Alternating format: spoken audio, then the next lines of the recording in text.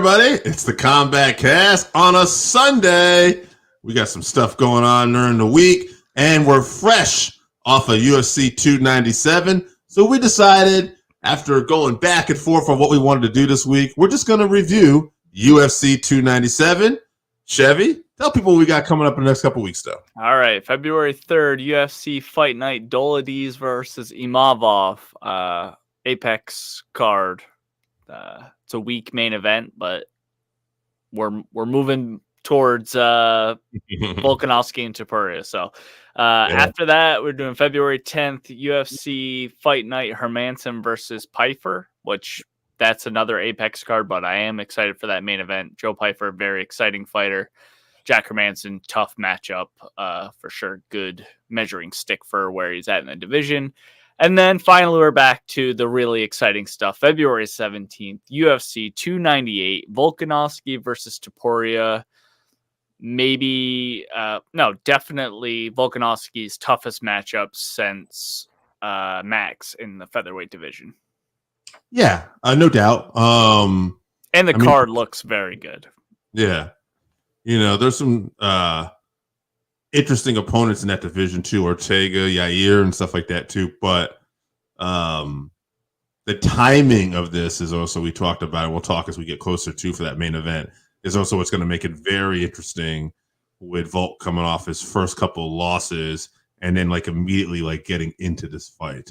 I don't think and a finish too, a bad head first kick time ever been knocked out. You will see how this man responds to that. And you know, we talk about the mental game. I feel Volk's as tough as we can a lot of times mentally, but you know, sometimes you don't know how your body's going to react after a knockout too. Right, you can't just go right back into the gym, into a camp, and start sparring after getting KO'd. So, especially a KO like that, you know, where you get hit in the head with a baseball bat, as Joe Rogan likes to make the analogy. But we'll see if anyone can do it. It's him for sure. UFC 298. But let's talk about last night, UFC 297. And me and Chevy both watched this card. We both watched it. Most of it this morning. I watched most of it this morning. Chevy watched all of it this morning as far as the main card. Anything before we get into this main card? For me, Jillian Robinson kind of stuck out. She's climbing that ladder for like most submissions. I think she's like third on all time now for female MMA competitors with submissions in the UFC. Yeah, that was a excellent fight against a very game opponent in Polyana Viana. So shout out to her. That was also one of the few Canadians to get a win on this Canadian card, unfortunately. But good for her. She looked great. Also, shout out to the Charles Jourdain, Sean Woodson fight. Sean Woodson really emerging as a contender in the division for sure. I did not see that fight going that way, but he really pieced up Jourdain on the feet. And what about that announcing? Wasn't even announcing faux pas. People just heard it wrong. I thought that was and the ref held up the wrong. Yeah. But that was embarrassing. The fight was close, so shout out to Woodson for being like, oh yeah, you know, he wasn't like thinking he got robbed before. No. Bummer for Charles though, to think he's gonna win, and then Cormier had to straighten everybody out. Yeah, he was like, "No, Sean, you win the fight." Yeah, that was funny. That's Bruce yelling into the microphone a little bit too much, so much that he can't enunciate. But the other thing, I mean, it happened. This was on the main pay-per-view, but since it wasn't a fight, you know, being a Canadian themed pay-per-view, I see the video package for the Hall of Fame up, and I'm thinking like, oh, who's this? And it wasn't a Canadian, but I'm like, Frankie Edgar, good for him. Definitely deserving. And of course, I saw something with Frankie afterwards. Of course, he said he was floored. He wasn't expecting it. So always humble. And definitely deserving to be in the Hall of Fame. One of the great fighters. Absolutely. First ballot Hall of Famer. I didn't realize he wasn't already in the Hall of Fame just because we've known he's such a legend. You know, I came to the game a little bit later than you for sure. I didn't realize that he had beat BJ Penn 3 times. You know, I knew about those Gray Maynard fights and stuff, and DC brought it up, the fact that he fought for a belt in all 3 divisions that he fought in. And he went the opposite way that most fighters go in their career. He started at 155, which he was definitely, you would imagine, too small for, but became champ. Moved down to 45 and ended at 35. Most guys end up going up, but yeah, Frankie's a legend. He's a monster, well-deserved Hall of Famer for sure. And one other thing before we get into this main card too, just something like I want to talk about that's fun, because there's a lot of stuff to complain about sometimes. But one thing I really liked about the UFC MMA, like I was talking about Julian Robinson in particular too, getting back to her for a minute with those like submissions and stuff like that.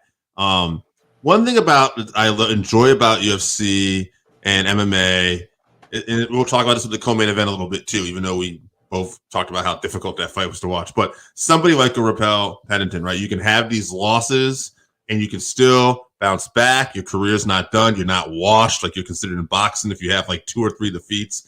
Sometimes by 1 defeat if it's early in your career, right? But, you're not done. And you can be a fighter like a Cowboy Cerrone. Maybe you don't even win a title, but you're considered like a Hall of Famer because you're just that fun fight and you're getting knockouts and bonuses. And I think that's one of the things I really loved that this sport's been able to do, is that we have a place for people like that.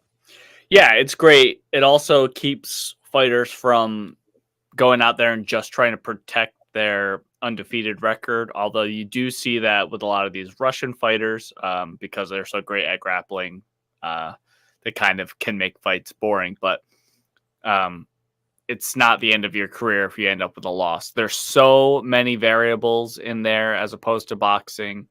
So many weapons, so many things to just get caught with. It's very easy to lose. So, yeah, that is an addition to the sport. And I do think that makes for better fights. Yeah, no, for sure. And UFC itself right now is a hot product right now. Almost every pay-per-view has been a sellout. I think every fight night card that's not Apex has been a sellout. They're making huge money. As polarizing as Strickland is, and a lot of people don't like him, man, he was a fan favorite there. And you can be a star in this company, and you don't have to be an undefeated star like boxing. So it's an aspect that I liked that we don't always talk about. Is there anything else that stuck out to you before we get to the main card? Nah, let's just move on to the main card. I think that's fair. Let's go. All right, let's start off with Arnold Allen versus Movsar Evloev. Movsar was clearly the better grappler. I thought his striking look improved, not to the level of Arnold Allen. Arnold Allen, I think you called this one, Chevy, basically. Like, he was able to, shrug it off. I thought Allen would be able to still stop it. He was not able to stop. It was the constant, Evloev just coming back and just wearing on him. And I heard afterwards at the press conference with Dana, some people said that Evloev was upset that the fans, think he's a decision guy, and he's got all these wins in a row. And I mean, he has all decisions, so right. And Dana said, "Well, it is what it is. You're gonna have to kind of get over it." Like he said, that fight, sucked the wind out of that. I thought it was a bit harsh. Yeah, but I get what he was saying. It certainly wasn't a thrilling fight, but hey, effective. You got the win.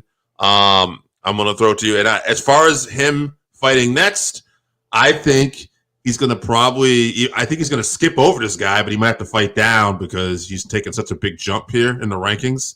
But I think Josh Emmett would be a great fight for him because Emmett can wrestle and he hits hard.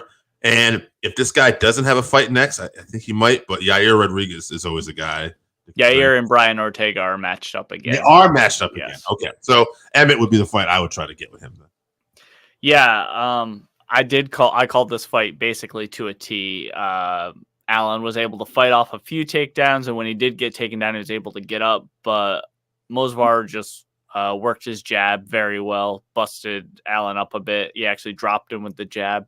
And then when Allen had to start getting a little bit more reckless to try to get a finish, he got caught with some knees as well. So I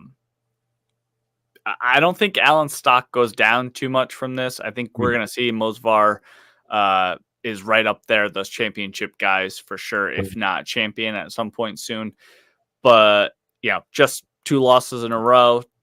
Very tough 2 fights for Allen. I'm not sure who's next for him, but well, maybe the loser of Yair and Ortega. Yeah. And I said Emmett, but reality is actually if Volk wins again, he could get catapulted to a title fight because again, Volk is running through everybody at that featherweight. So you never know. Yeah, I'm sure that's what Movsar is waiting for. He would hope that Volkanovski wins Sure. next month and, maybe fights him in International Fight Week or something like that later this year. For sure. All right, let's move on to also, let's talk about this in that fight too. Do you remember Allen hit him with those knees? Yes, he had his hand down and it was coming up and went up and yeah. Dom was saying that they're not illegal and DC was saying that they are illegal. That's the difference between the striker and the wrestler, I think, by the way. What are your thoughts on that? I think he was. So you have to show that your hand is down and controlled. Like you're actually, they don't want you basically playing the game where you're like this and that too. So it's interesting because I think you could argue that my first thought was, nah, it was fine. I just want to make that clear. But I will play devil's advocate there that you could argue that Allen is also pulling him up from getting him to do that too. But you should be allowed to do that. Right. Again, so like what's the problem here? I think, the issue is we don't want you getting kneed on the head. If all knees, if all floors are down and like that, the hand shouldn't make a difference, right? One hand should not constitute a downed opponent. But this is like a constant argument in MMA for some reason. Yeah, I think it would just be best at this point to just go to one championship rules where you can knee down opponents. It would also help out all these Dagestani wrestlers. Movsar can get finishes if he can take guys down, get him in that north-south position and knee him in the head. He would get a bunch of finishes. So I don't think it's any dangerous thing getting head kicked while you're standing up and then you fall down and hit your head on the ground. So I don't understand why we're not allowed to do that at this point. But as far as the rules are written, yes, to me, it did not seem like it was illegal. I am also very biased towards Arnold Allen and understand that. But I think in that scenario, he really couldn't plant his hand down on the cage, on the mat. So I think those should have been legal knees. But shout out to, I think it was Mark Goddard. Yeah. As the ref did not take any points because that was very hard. He cut Movsar's head. So he ended up losing anyway. So it was what it was. But if the fight had continued there, he had him in a bad position and he had him hurt. Right. So that could have been an opportunity for him to finish or as close as he was going to get anyway. All right, let's move on to Chris Curtis versus Marc-Andre Barriault. This is a fight that started off a little slow to me, but it picked up a little bit towards the end in different spots. Overall, I expected more of an exciting back and forth fight than what we got. Like it had its moments, but it under-delivered for me. In the end, I'm happy Chris Curtis got a win. We'll just say that because I think Chris Curtis is an exciting fighter, and I like to see him near the top. And I don't have a lot more to say about this performance other than, like I said, a little underwhelmed just because of the way this guy's name he was just fighting. I'm sorry. Marc-Andre Barriault. Yeah, I just thought Mark, the way he was fighting, was making it hard to kind of engage initially. So, anyway, either way, good on Chris Curtis getting the win. And as far as the future opponent, I think Paul Craig would be an interesting one at middleweight. Yeah, so I agree. The first round was slow.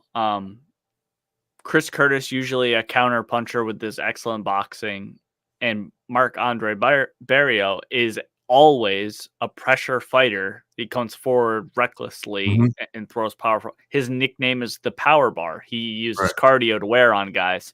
And I believe that's what Chris Curtis was expecting.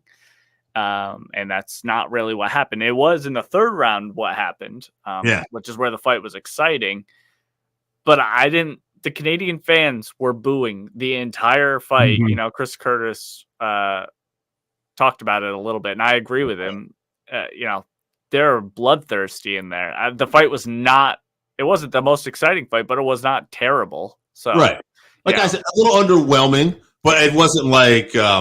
I thought a little better than the first fight, and definitely better than the co-main event that was going to happen later too, in terms of excitement. Yeah, they were booing that. Well, the real boos were on the way, but yeah. Yes. So shout out to Chris Curtis. I bet Barriault, and I think Dom or DC mentioned this. He's gonna go back after this fight, watch it, and be upset with himself for not just going out there and doing what he normally does, because he did land some good heavy shots on Chris when he was going forward. But they both kind of just looked at each other, and it looked more like a sparring match. But I'm with you. I'm glad Chris got the win. I'm a big fan of him. Not that I don't like Mark, but definitely more a Chris Curtis fan. So let's move on to another one where we're excited for a guy. I did not see this fight going this way. Absolutely. Neil Magny versus Mike Malott. Mike Malott came in looking strong, but started to fade. I think we saw it a little bit in the second round, but then third round. And I was so happy for Neil for a couple reasons too, because honestly, as I was watching the fight in the third round, I thought, wow, if this was a 5-round like main event on a fight night card in the Apex, like Magny's going to beat this guy, and I thought he's not going to, he's going to lose because it's a 3-round fight. But then, man, he just kept going, and he was able to pull it off. So real excited for Magny, the ultimate gatekeeper, as somebody commented on today on our channel when I talked about this fight. And he said it in a positive way. And even, I've heard other people say the guy who ruins more parlays. And, Data said it too. Data's like, you can't ever think you're just going to assume you're going to beat Neil Magny. Like, he's always ready to fight, and he's always going to bring it, even if he's outmatched. Like, he's just got that attitude, and he constantly wants to get better.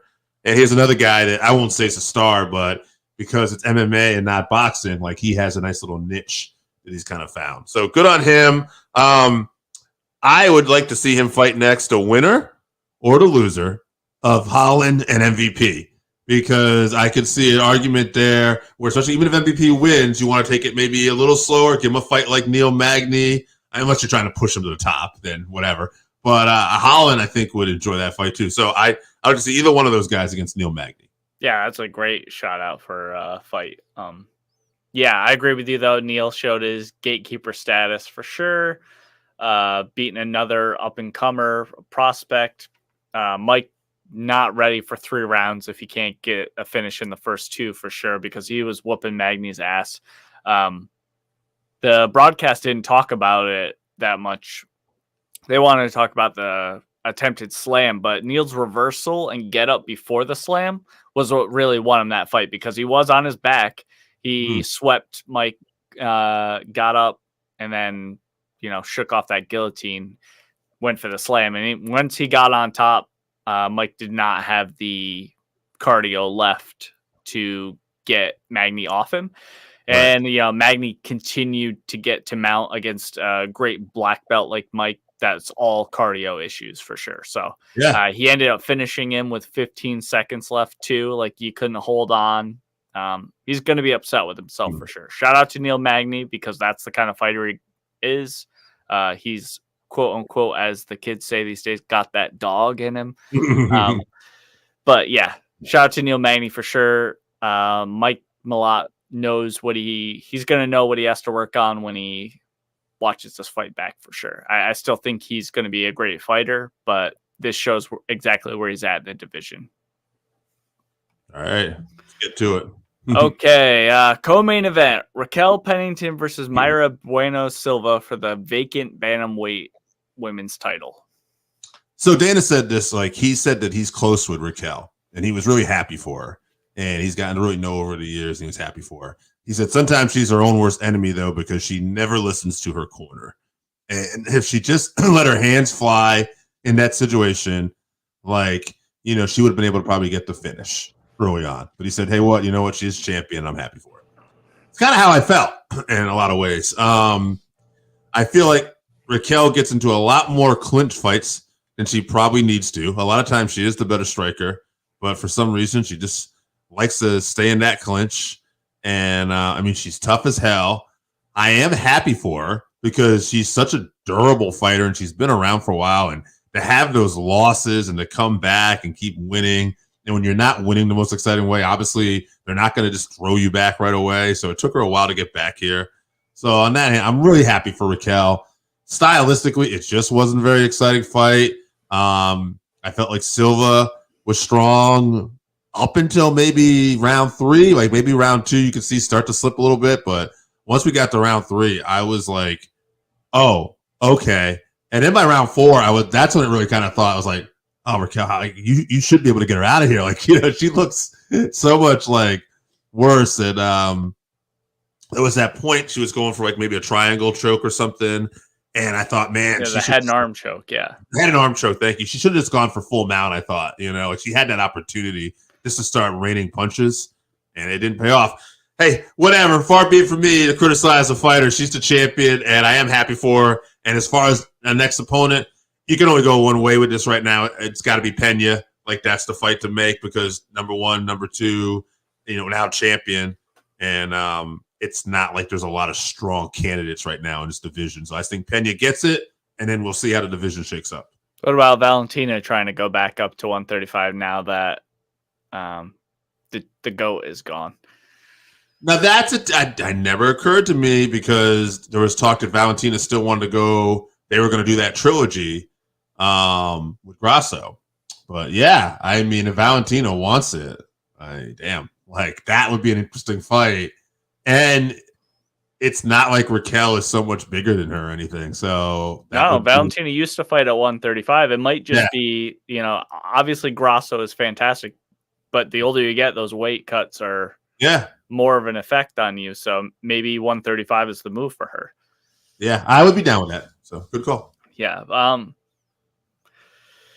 It just wasn't a super exciting fight. Now, the end of the fight definitely leaves it with more of a bitter taste than I think it deserves. There were spots in the fight that were good, like Mayra's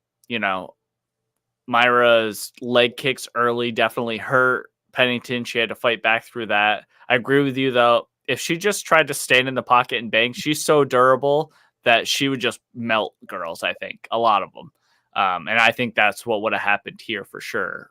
She could have just gotten a brawl in one pretty early on, but. You think that when she was in that arm triangle, she should have gone just in mount and landed punches? That could have worked because Mayra was so tired.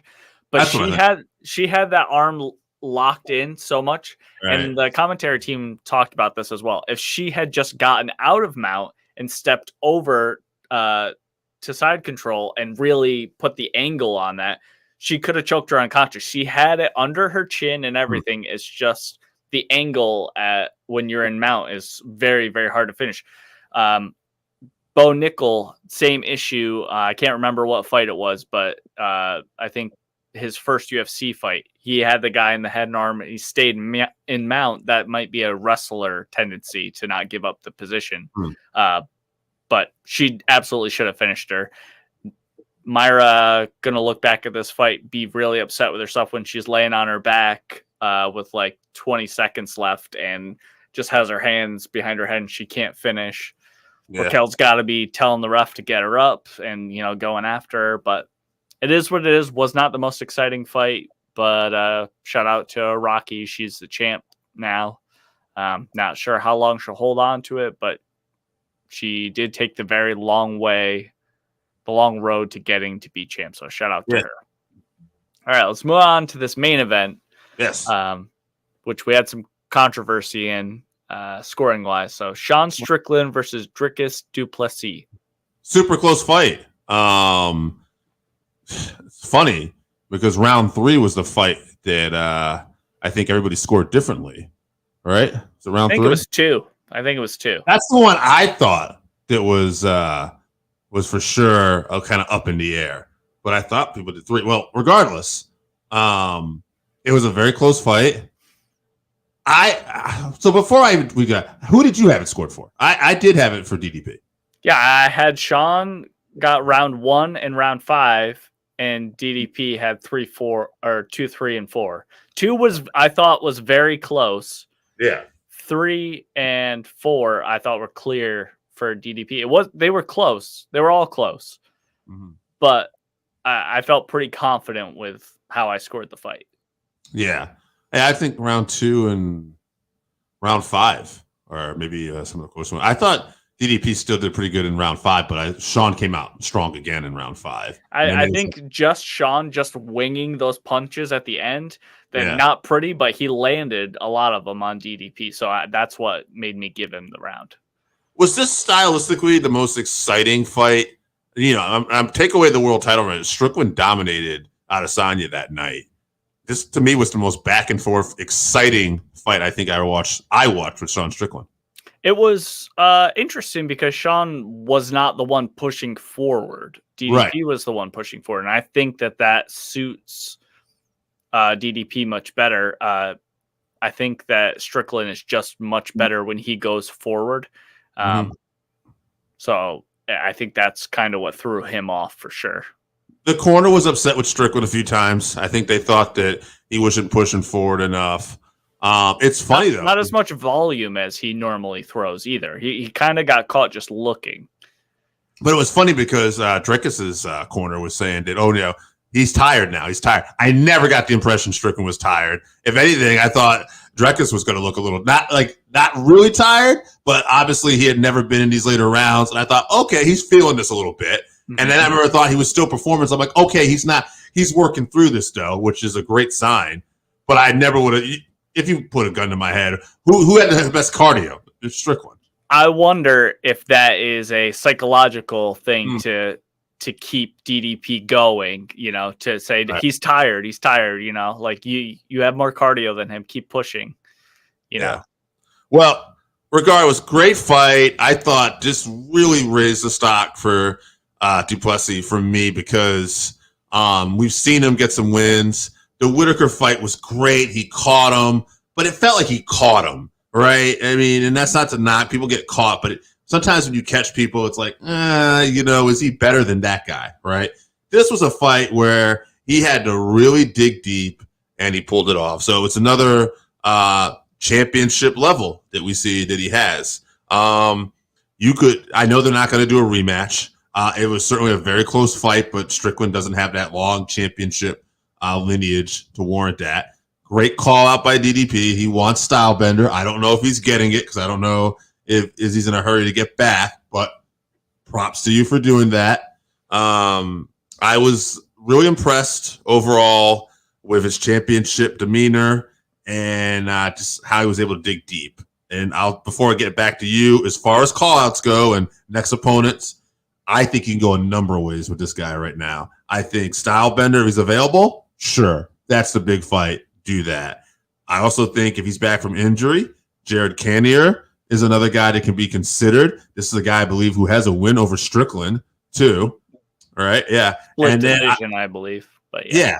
And another guy, if he beats Robert Whitaker, which I'm not saying he will, Paulo Costa could maybe even slip right there. Physically imposing, power, could be an interesting fight. I know Hamza was calling him out too for UFC 300 as well. So that would be another one. Now I don't think Hamza deserves a title shot.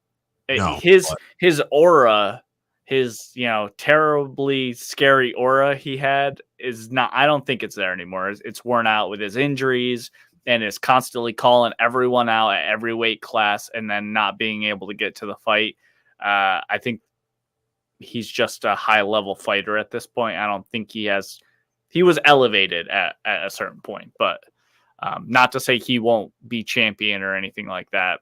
But I don't think he's next in line. Doesn't deserve it based on hype like he would have before. But I would like to see the Izzy fight.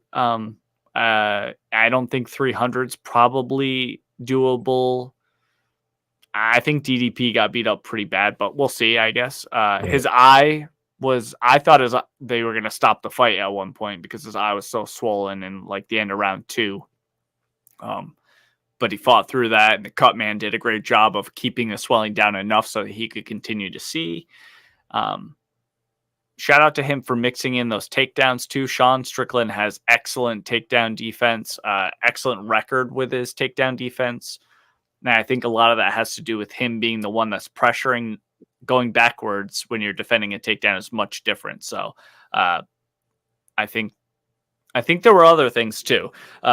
Strickland also did a very good job of checking the leg kicks, which made DDP throw those kicks higher, and he landed a bunch on Sean's head. But Sean is tough as shit and ate a bunch of them. But another thing I want to bring up speaking of these leg kicks, I didn't notice this before until this fight, and then I thought about it later on. The UFC changes the camera angle on the fight all the time, like way too much. And a lot of the times, and I understand why they do it, but they zoom in to about like waist high so you can see the damage on the fighters. But you're not seeing any of these. You miss a lot of leg kicks on whether or not they're being checked or they're landing, because it's very subtle to tell if they're being checked or not. So just one thing to keep an eye out for. I would like if they pulled it back. If you can't zoom in on the damage, zoom in on the damage in between rounds. So right. But shout out to Sean, handled his loss like a man. Both guys in reality kind of toned down the carniness, came together, was much more respectful. And I appreciate that for sure. So shout out to both guys. Hopefully Izzy's next. Yeah. Hopefully, or like I said, there's a lot of ways you could go with this because he's a fresh champion with fresh matchups, and that's one thing about DDP's rise to the top is he hasn't fought some of these guys. So, real quick before we get out of here, and you told me what's coming up. You had talked about UFC 300 main events. Let's throw a little curveball here. I think it was Chael Sonnen was talking about how he saw that Khabib was actually training with Javier Mendez. Right. And he brought up, he says, I'm not saying Khabib's coming back. He said, but it's interesting. He said, there's training. And Dana White recently worded the way he worded it. This was true. He said, we just had a super fight fall in our lap that I wasn't expecting. And he talked about, we'll see what happens. So he was suggesting maybe Khabib versus Leon Edwards, UFC 300. He said, I don't know. He said, but that's my detective work just to see he's back and what kind of super fight would fall in your lap. Right, because they also haven't officially announced this Bilal and Leon fight. No. And that's what he said, too. He said, as much as I love Bilal, he said, if it's Khabib, you will have to take a back seat. They're going to do that. Yeah. Did you see, speaking of this, sorry, this just reminded me, did you see the Bilal hold up his phone? He's like, I'm going to bully you, son. Message going across. That had me dying this morning. That was so good. Yeah. Bilal is secretly very funny. He's not allowed to showcase his personality too much. But he is very funny. No, that was good. We'll see what happens for UFC 300 main event. I also thought, sticking in that family, Islam versus Leon could be another fight that maybe they decide to do. As much as I don't want to see Islam just go up there, Islam's, I think the way he worded it was, I had to fight a guy twice now who had nothing to lose going up a weight class. I'd like the same opportunity. Well, I'm sure you would, but that other guy also had a lot more title defenses in his weight class. And the second time was more him just, you guys didn't have an opponent. You're holding up the deepest division in the UFC. Right. You got to at least defend the title a couple times in this division before you move up. Leon also doesn't deserve a super fight with his, he's only beaten Usman and Colby Covington. So, but going back to 300, I don't think Khabib, I would be shocked if Khabib came back, just the type of guy that he is. And, he made a promise to his mother or whatever that it's going to be done. Doesn't want to do his fights without his father. I don't see him coming back, but that would be awesome if he did. That'd be great. I think if he wants to be in that greatest of all time conversation, I know a lot of guys put him up there, but very short resume, weak strength of schedule as well. So come back and to be a 170 champion would definitely add to that for sure. Yeah. What a story, by the way, if Edwards knocked him out And then Islam Makhachev actually did step up in weight class. And that would make that fight 100% okay, avenging the big brother kind of thing. That's the right idea. All right, let's talk about what we got coming up one more time. All right, we're not going to get any of that exciting shit next week. February 3rd, UFC Fight Night, Dolidze versus Imavov in front of 6 people at the Apex. Mm-hmm. Then February 10th, UFC Fight Night from the Apex again, Jack Hermanson versus Joe Pyfer. I am excited for that one. I think Joe Pyfer is a very exciting fighter, and Jack Hermanson, good measuring stick. So excited for that one. And then February 17th, UFC 298, Volkanovski versus Topuria, featherweight belt. Entire card's looking pretty crispy at this point. Absolutely. All right, fans, that's it for this week. We'll